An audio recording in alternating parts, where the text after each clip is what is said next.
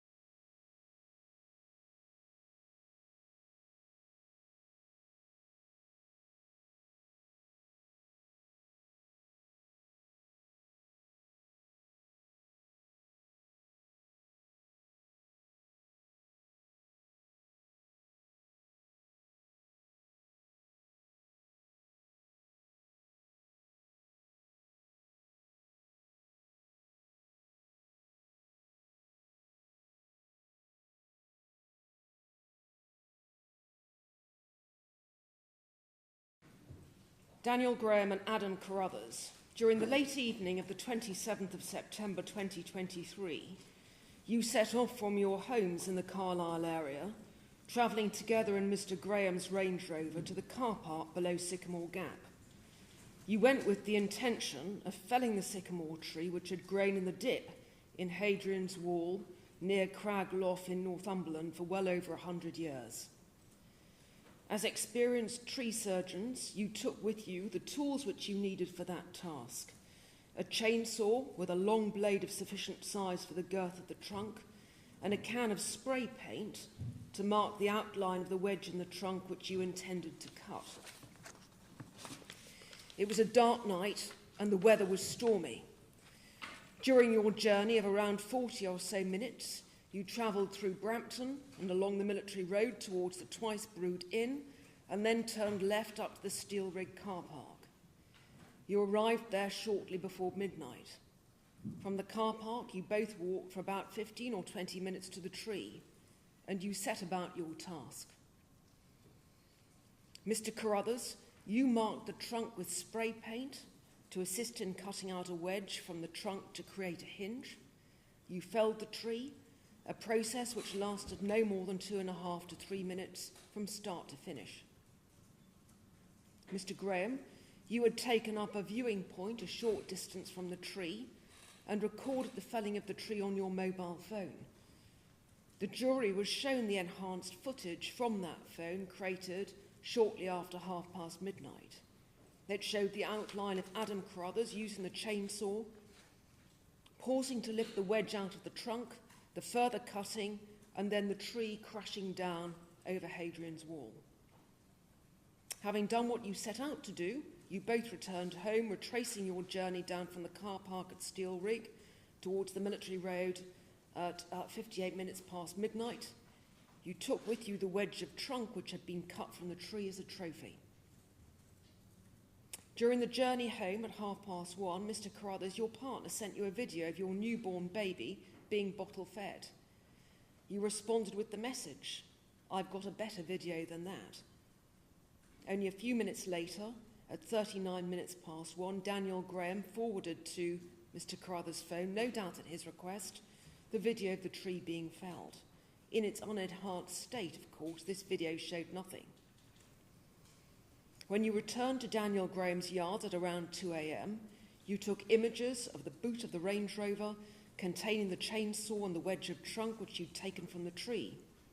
The timing and location of these images have been confirmed by expert analysis of Mr. Graham's phone, and the images themselves have been examined by experts who confirm that the objects were in the boot of Mr. Graham's Range Rover and that the wedge was taken from the sycamore tree. Neither the chainsaw nor the wedge of trunk have been recovered. Early the following morning, the damage to the tree and to the wall was discovered. P.C. Barini was the first officer on scene. He recognised immediately that the tree had been deliberately felled. He noticed the spray paint on the stump and suspected that a wedge had been cut out of the trunk. He looked for the wedge but could not find it. News of what you had done spread quickly. Shortly after 9:35 a.m, you, Adam Carruthers, sent Daniel Graham a photograph of the felled tree on WhatsApp. Mr. Graham, you responded, "Here we go." Later that morning, as you followed the story on social media and on mainstream news, you both revelled in your notoriety. You, Mr. Carruthers, commented, "Someone there is tagged like ITV News, BBC News, Sky News like news, news, news. I think it's going to go wild." Later you said, "It's gone viral, it's worldwide. It will be on ITV News tonight." During the day you exchanged images of the tree and screenshots of conversations on social media. At one point during the morning, a man made the comment that the person who felled the tree must have been weak. In mock indignation, you, Mr. Graham, responded with a voice note saying, "Weak?" A moment or so later, you, Mr. Carruthers, sent a voice note to Graham in which that you would like to see him launch an operation like we did last night. You continued to follow the news coverage over the next days, exchanging messages and sharing screenshots.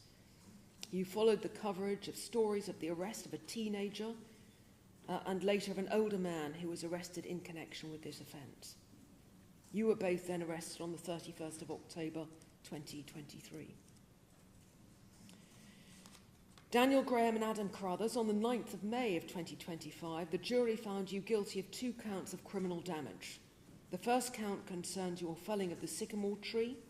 The second, the damage to Hadrian's wall caused by the sycamore tree falling onto it. I now sentence you for these offences.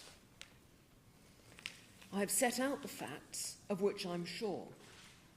I've taken into account not only the evidence which I read and heard during the course of your trial, but also the accounts that you have each given more recently to the probation officers who interviewed you for the purposes of the pre-sentence reports. At the trial in May, neither of you accepted any involvement in the tree felling.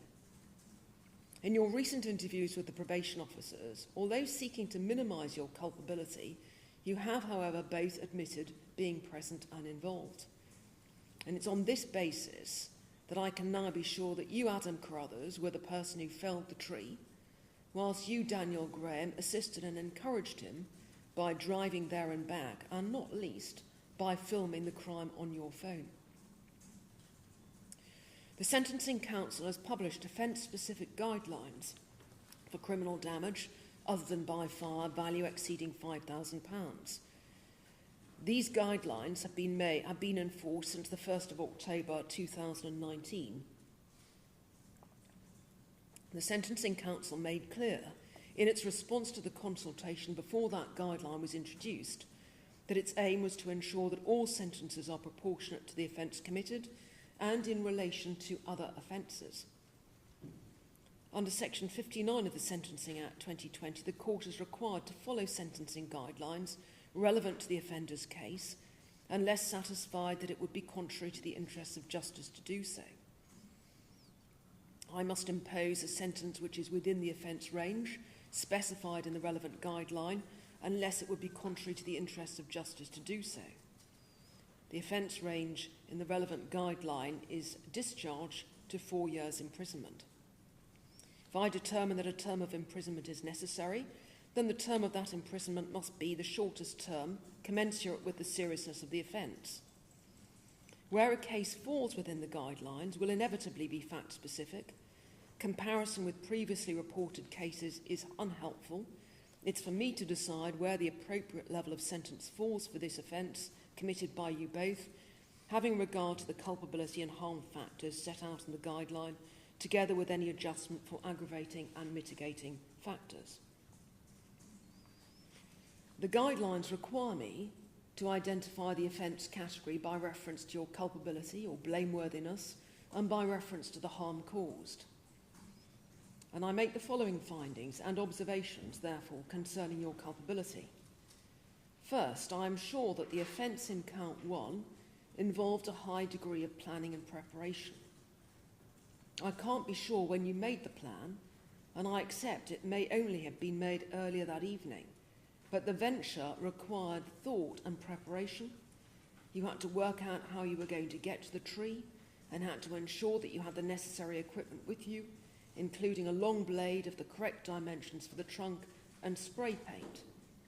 It took effort. The venture involved a round trip of some hours, travelling at night during Storm Agnes. You had to carry the equipment from the steel rig car park up to the tree, fell the tree in the dark and during the storm. You then had to carry the equipment and the wedge of wood taken from the trunk back down. You, Mr. Graham, remarked the next day, in response to a comment on social media, that the author of the comment did not know how heavy. Second, it follows that I'm satisfied that you intended to destroy the tree. Whether when you set off you intended to cause damage to the wall is less clear. I don't believe that you'd focused on the wall, and to that extent the wall was collateral damage. However, as experienced tree surgeons, you would have known that the angle of the wedge that you cut and the direction of the wind that night meant that the tree would inevitably fall over the wall. It was fortunate that more damage was not caused, simply because the wall was protected by the canopy of the tree. Third, whilst your motivation for felling the tree is not clear in every respect, I am satisfied that you are both equally culpable. Mr. Carruthers, you told the probation officer that you had no idea why you had carried out the crime and could offer no explanation for your actions. You blamed drink, saying you drunk a bottle of whiskey after a tough day and everything was a blur. Mr. Graham, in your interview with the probation officer, just as at trial, your main focus seemed to be to heap as much blame as possible on your co-defendant. You now accept that you were present, but blame him for what happened that night. You provided me with a witness statement from a Mr. Paul Fox. The statement takes the form of a character testimonial. However, that statement repeats the contention that you were not the instigator of the offence and that your good nature had been exploited. Referring to Mr. Carruthers, you told the probation officer that it was his dream and that it was his show which you just went along with. You said that you went with him that night not thinking that he would go through with the plan and that you were shocked when he did. You described him to the probation officer as a fantasist who had on other occasions damaged property to mark significant personal events or milestones. You say the wedge was taken by Mr. Carruthers as his trophy. Although there may be grains of truth in what you have each said, I do not accept that your explanations to the probation officers are wholly honest, or indeed the whole story. Mr. Carruthers, your account that you had had so much to drink that you had no memory of what you did that night is not plausible. The tree felling demonstrated skill. It required deliberate and coordinated actions by you. As Mr. Graham commented the next day, having seen a photograph of the stump, you didn't get a bad angle on the stump and the job seemed professional. This was not the work of someone whose actions were significantly impaired through drink. Nor, Mr. Graham, do I accept that you just went along with your co-defendant. You filmed the whole event. You took photos of the stump and chainsaw in the boot of the Range Rover. The next day you appeared to revel in the coverage of your actions in the media. This is not the behaviour of someone who was shocked and horrified by something that had happened. I'm confident that a major factor in your offending that night was sheer bravado. Felling the tree in the middle of the night and in the middle of the storm gave you some sort of thrill, as did the media coverage of your crimes over the following days. You revelled in the coverage, taking evident pride in what you had done, knowing that you were responsible for the crime which so many people were talking about. Whether bravado and thrill-seeking provide the complete explanation for what you did, I do not know. However, as I say, I'm quite sure that you are both equally culpable for the destruction of the tree and for the damage to the wall. As to the harm which you caused, I've received expert reports from the prosecution and from the defendants attempting to place a financial value on the sycamore tree. But no one submits to me today that the precise financial value matters. It's common ground that the tree is valued at more than £5,000, which is the relevant threshold for the purpose of identifying the sentencing range for this offence. I've read the statement made by Mr. Andrew Pode of the National Trust, which owned the tree. I note the cost to the National Trust, a charity, associated with the broad-ranging work which the various teams have had to undertake following the tree felling. The cost to the charity in removing the tree and the subsequent query of the site alone currently stands at over £30,000, with a further £20,000 committed to be spent in 2025. But when considering the harm caused by your actions, my focus must be upon the social impact of the offence.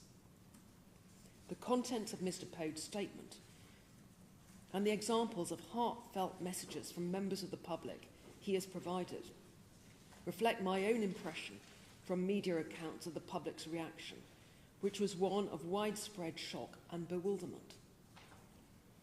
For those who live in Northumberland or who love this county, the tree had become a landmark, a symbol of the beauty of its untamed landscape, featuring prominently in local art and local tourism.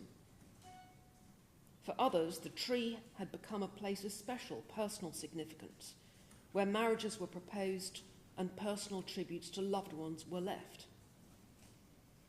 It was, as Mr. Poe observes, a place of peace and tranquillity to which people returned year after year. But the public reaction has extended far beyond those who had visited the tree or for whom it had a personal resonance. Mr. Poe describes the outpouring of emotion as unprecedented in the experience of the National Trust. He describes the sense of loss and confusion across the world when the news broke that a thing of natural beauty had been destroyed in a mindless act of vandalism. Following the guidelines, the first step that I must take is to identify the offence category. It is common ground between your barristers and the Crown that the offence in Count 1 falls into the highest categories for both culpability and harm. It falls into the highest culpability category for two reasons. First, because the decision to fell the tree involved a high degree of planning and premeditation. And second, because you intended to destroy the tree and thus intended to cause very serious damage to property. It falls into the highest harm category because of the social impact of the offence, causing serious distress to many people. This yields a sentence range of 6 months to 4 years custody, with a starting point of 1.5 years custody. On Count 2, the prosecution submits that the criminal damage to Hadrian's wall falls into Category B, medium culpability, on the basis that you were reckless as to whether your actions would cause very serious damage to the wall. I accept this categorisation. I also accept that the damage to the wall, unlike the damage to the tree, is capable of financial valuation, and that the costs associated with repairing the wall, including the staff cost to the National Trust, amount to just under £7,500. For an offence of medium culpability and harm falling into Category 2, the sentence range extends from a medium-level community order to 9 months custody, with a starting point of a high-level community order. Count 1. Under the guidelines, the starting point for an offence of criminal damage falling into the highest bracket of culpability and harm is a sentence of 1 year and 6 months custody. However, I must then consider adjusting that starting point upwards or downwards, as may be necessary to reflect the particular features relevant to culpability and or harm in the particular case. I have no doubt that the starting point of 1 year and 6 months custody must be adjusted upwards in your cases for a number of reasons. First, because there are two factors, each of which bring your offending within the highest culpability bracket. More significant, however, is the extraordinary social impact which I've described of your offending, and I've no doubt that these factors justify an increase in the starting point to the very top of the guideline bracket for this offence, before consideration of aggravating and mitigating factors. The guidelines then require me to take into account any aggravating factors. One aggravating factor specified in the guideline is the fact that damage has been caused to a heritage and or cultural asset. However, I accept that I must be cautious not to double count aggravating factors. I've already substantially uplifted the starting point to reflect the very widespread distress caused by the felling of the tree. This reaction is in large part linked to the tree's status as part of the landscape and part of our natural heritage. It would be wrong to uplift the sentence still further for what is essentially the same reason. Mr. Graham, you have 4 previous convictions, 2 for battery and 2 for public order offences. Your previous offending was linked to relationship difficulties, and in each case you received a financial penalty. I do not regard your previous convictions as relevant to the sentence which I must pass today, and I do not regard them as aggravating factors. However, there is a further aggravating factor not specified in the guideline which justifies an increase in the sentence. You appeared to savour the fact that others, including a teenage boy, were investigated for the offences which you had committed. This additional aggravating factor leads me to the conclusion that before mitigation is considered, the sentence falls over the top of the guideline bracket of 4 years imprisonment. I'm then required under the guidelines to take into account mitigating circumstances. I've read detailed pre-sentence reports, and in your case, Mr. Graham, a mental health assessment report prepared by the Crown Court Mental Health Liaison Team and a further expert report prepared by a consultant forensic psychiatrist, Dr. Steve Ramplin. Daniel Graham, you are now 39 years old. You've worked for most of your adult life, and I've read testimonial statements which, amongst other things, say that you are hard-working, polite, and generally helpful. In the recent past, you've been self-employed, living in a caravan sited on land which you own. The author of the pre-sentence report focuses upon your relationships and linked mental health problems. You had a turbulent childhood, suffering physical and mental abuse. You had a close and supportive relationship with your father, however, and his suicide in 2021 affected you profoundly. Dr. Ramplin has explained that you've experienced mental health problems throughout your adult life, and those problems have included depressive episodes of marked severity. Since your father's death, you've attended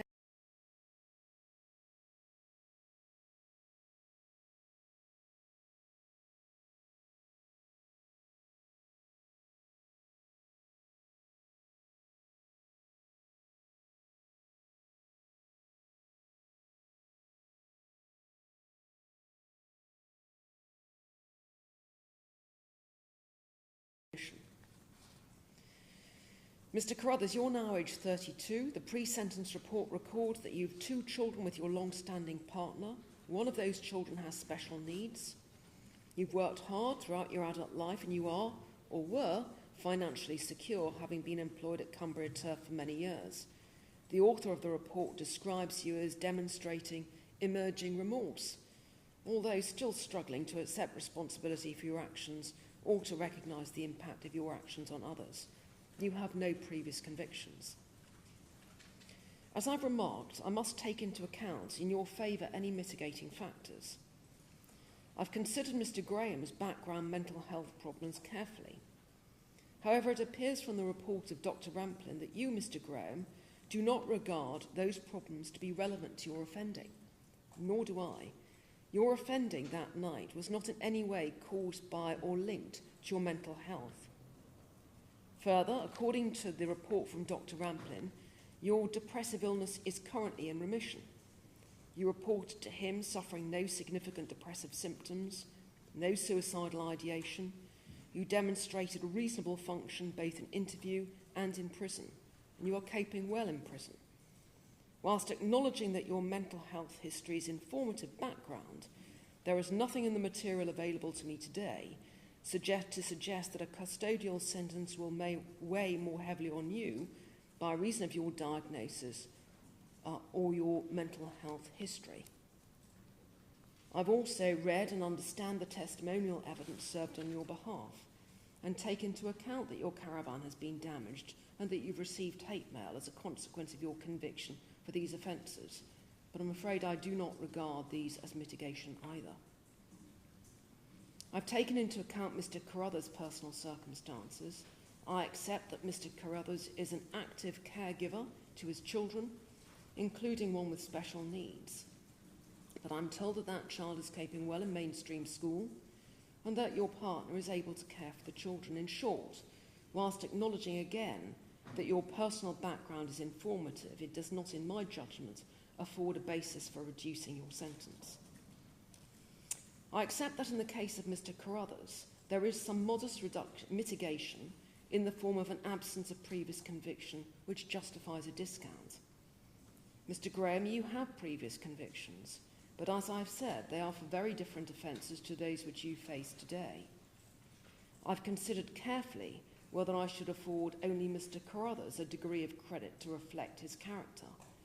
However, this is a case in which I have an overwhelming sense that both defendants should receive the same final sentence. Mr. Carruthers, you will receive the benefit of the discount for having no previous convictions. Mr. Graham, you will receive the same discount, although you do in fact have convictions, but they are not, for my purposes today, relevant convictions. I'm required to pass a sentence which falls within the offence range set out in the guideline unless I'm satisfied that it would be contrary to the interests of justice to do so. Considering count 1 on its own, I'm satisfied that the guideline offence range is sufficient, taking into account aggravating and then mitigating factors. And the Crown accepts that the offence in count 1 is properly dealt with as being in the most serious category covered by the guidelines without the need to go outside those guidelines. As I've already said, the guideline range for a Category 1A offence extends to 4 years imprisonment. Count 2. As I've remarked, the starting point in the guidelines for count 2 is a high-level community order. Again, I must consider whether there are factors in your cases which justify an adjustment of that starting point upwards or downwards before consideration of aggravating and mitigating factors. There are no such factors, but the offence in count 2 is, in my judgment, significantly aggravated by the fact that you caused damage to a heritage asset, Hadrian's Wall. The actual damage to the wall was relatively modest, comprising only of spoiling and fracturing of some of the stones, but it is a World Heritage Site and a protected monument. As Mr. McFarlane of Historic England has stated, the wall is a major archaeological site and an important tourist draw to the region, and I'm satisfied that a short custodial sentence is appropriate for count 2. I've had regard to the Sentencing Council guideline on totality. Counts 1 and 2 arise from the same facts. In these circumstances, it is appropriate that I impose a sentence in count 1 which reflects your overall criminality and impose on count 2 a sentence which will be served concurrently. When considering the sentence to be imposed on count 1 in these circumstances, it is not a simple arithmetical exercise of adding one sentence to the other. The sentence which I pass must be just and proportionate. The sentence on count 1 will therefore incorporate a part of the sentence on count 2, but not the whole of it. I made a reduction to the sentence to be imposed on count 1 to reflect, in Mr. Carruthers' case, the absence of convictions, and in Mr. Graham's case, the absence of relevant convictions. The increase which I make to the sentence in count 1 to reflect part of the sentence in count 2 has the effect of cancelling out that reduction. Finally, I am satisfied that the term of imprisonment which I pass is the shortest term commensurate with the seriousness of your offending. I make deprivation orders in respect of Mr. Graham's Range Rover and Mr. Graham's mobile phone, both of which were used for the purpose of committing or facilitating the commission of offences. The victim's surcharge applies. Stand up, please. Mr. Daniel Graham, Mr. Adam Carruthers, I pass the same sentence in respect of you. The sentence is, on count 1, 4 years and 3 months imprisonment. On count 2, 6 months imprisonment, but to be served concurrently with the sentence on count 1. Daniel Graham, you've been in prison since the 21st of December 2024. Adam Carruthers, you've been in prison since the 9th of May of 2025. The days that you've served will count towards your sentence. I've imposed a sentence of 4 years and 3 months imprisonment. You will be released no later than 40% of the way through the sentence, and the remainder of the sentence will be served on licence in the community. You must comply with all the conditions of your licence, failing which you will be at risk of recall to prison to serve the remainder of the term in custody. Thank you. I may go down.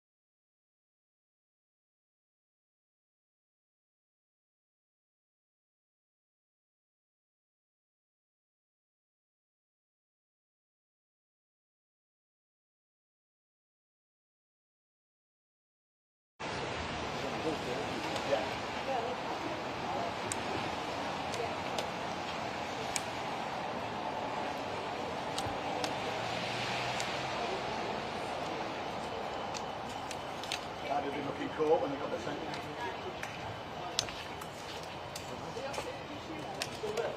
Yeah, okay.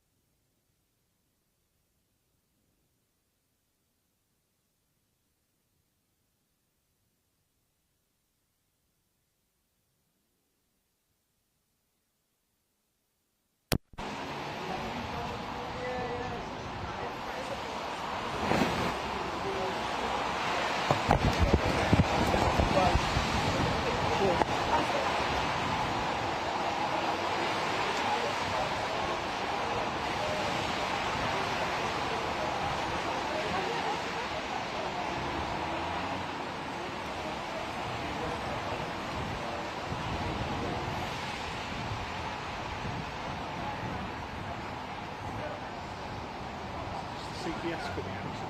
Yes, in a few minutes.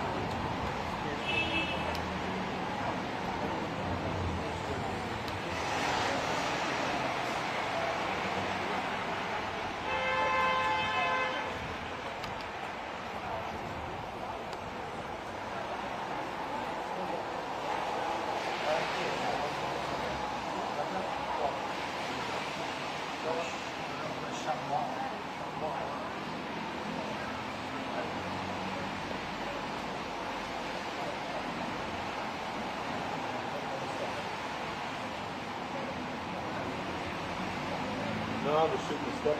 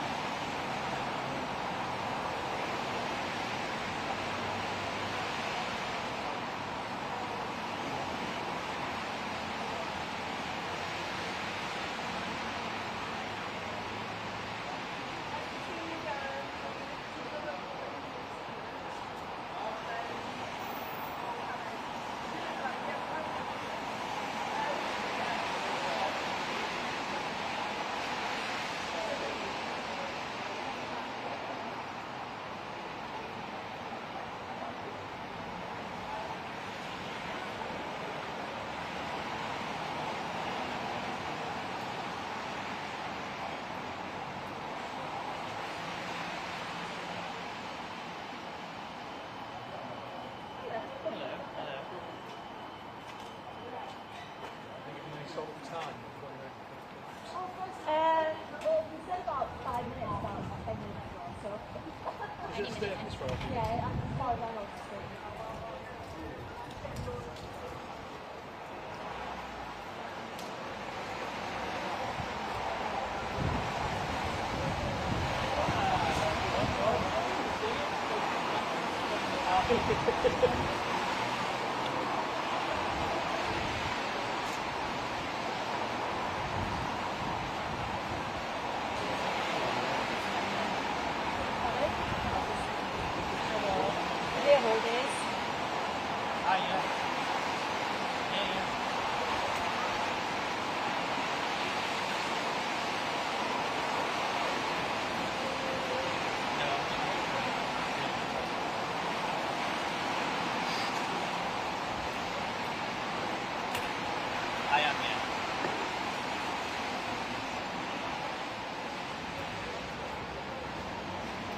And how do you think we'll be driving it?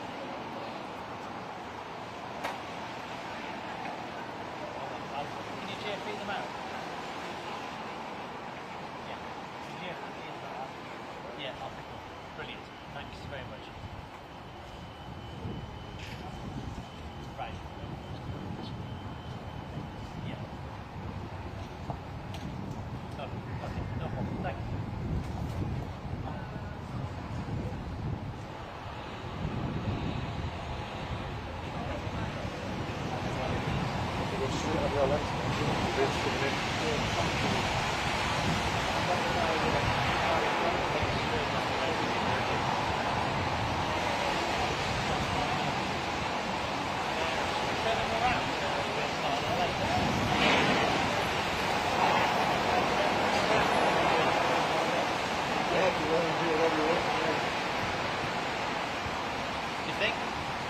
Change them around so they raise hard on your lens, or You don't want the motor down anywhere else? well, they can just put them here to be like, get motored down. It's alright if you want to let the rain on your lens. I'm not bothered. It's not bothered. It's not on my lens.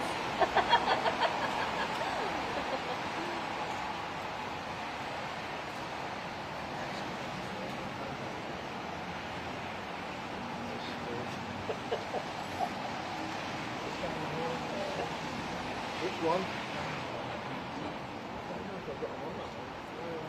Yeah, I think I was at the BBC on when's that going on? Is it? Yeah, on that one. Time is 4 to 11, isn't it? So 7:30 on the iPhone. That's right, the last one you said. Yeah. Is it not going out on? I'm in the middle of it. See, middle of it.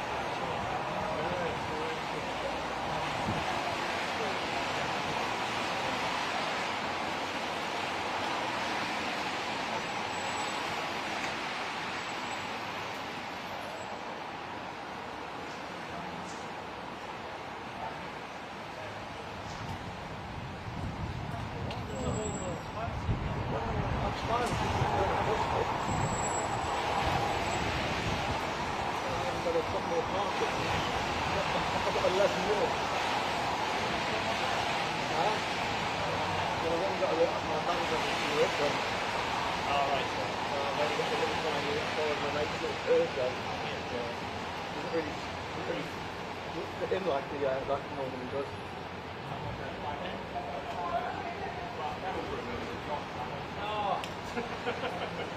You guys were?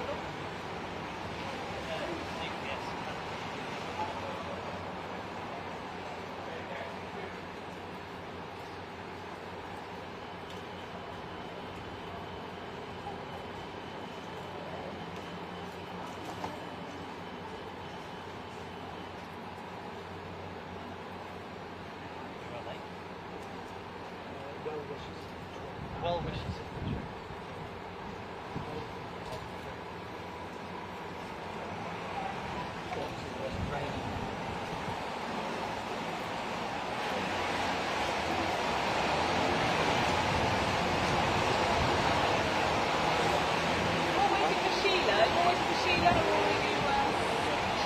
She's going for a wee. Then she needs to get back to her travel lodge. I think she's going to come out. She's got your umbrella. She doesn't know it's your umbrella. My colleague thought it was my umbrella and was told her she could borrow it and take it over to the travel lodge and then we collect it. So if you could live without it and maybe get it off her at the travel lodge. But she's coming out again in a minute. I'm just going to go over and do my live stuff. But when she comes out again, one of you can go grab her. Okay.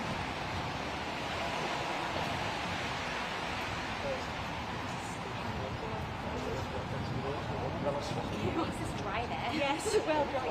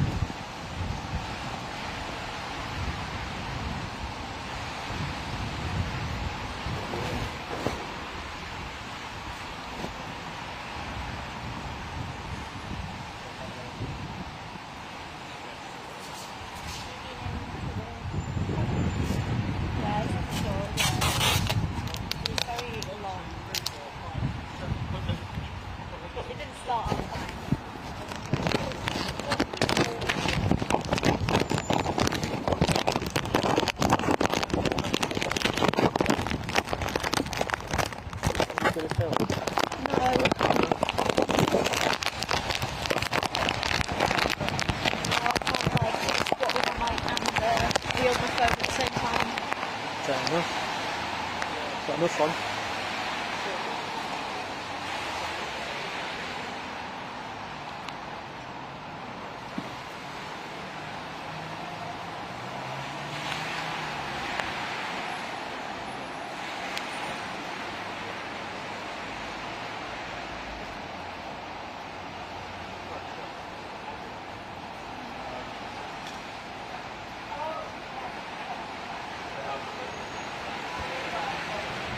If I'm down here like that, be alright with it.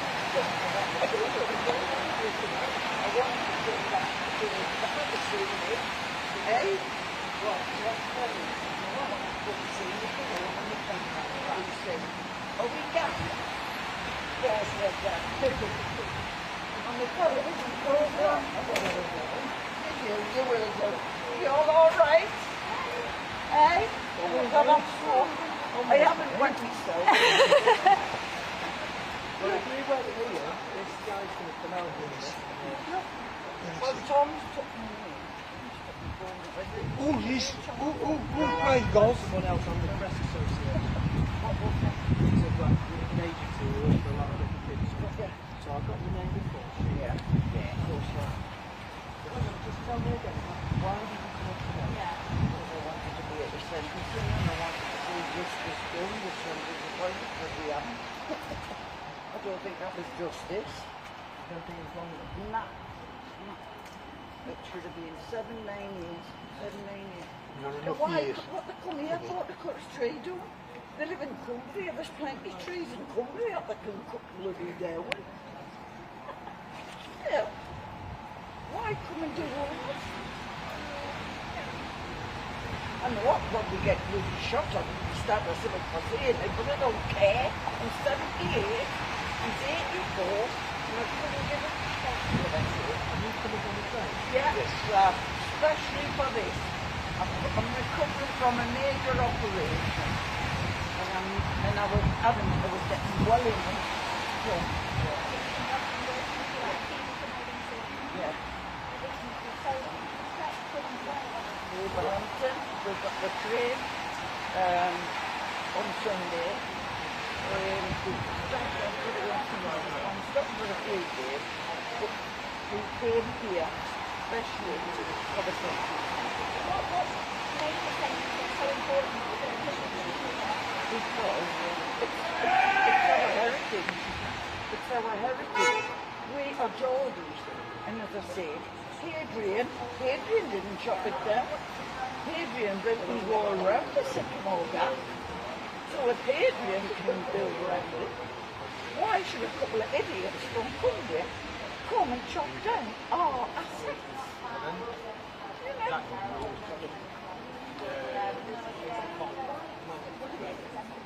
Rubbish. Should have been 7 to 9 years. Should have been. What can you do then? Justice in this country is gone. And there's not 40% of the reformers. No, I don't know. Yeah, that's fine. Yeah, I was in the fair. Anyway, can I go now? No, it's really one here. Yeah.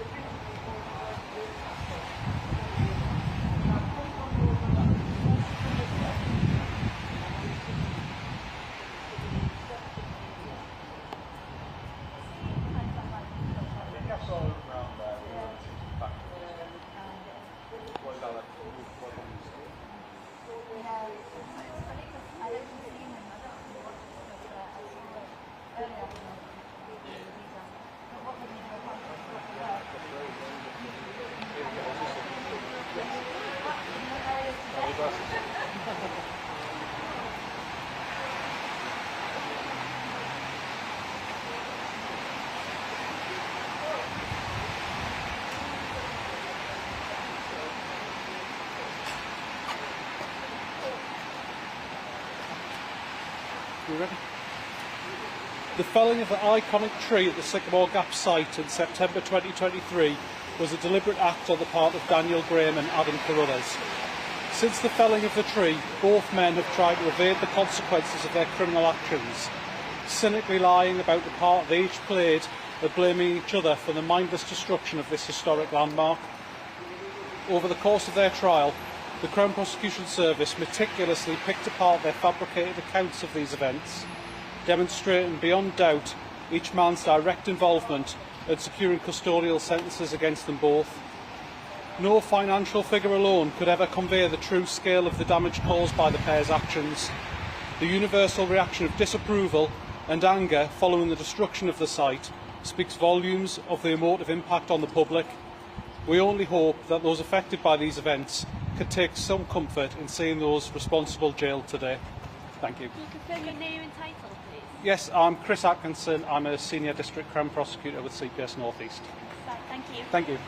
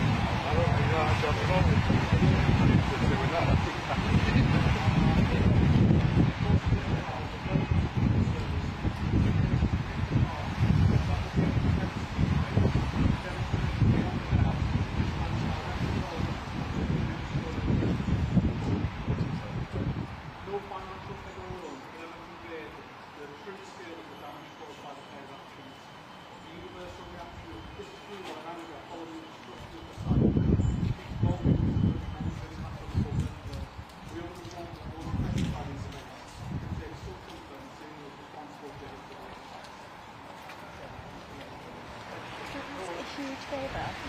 You know that interview that you did that woman? Can you send that to me? Yeah, of course. Thanks so much, because I was set up and I couldn't. Yeah. Thank you so much. It's just on WhatsApp. One sec, let me. Yeah, that's fine. Yeah. Thank you.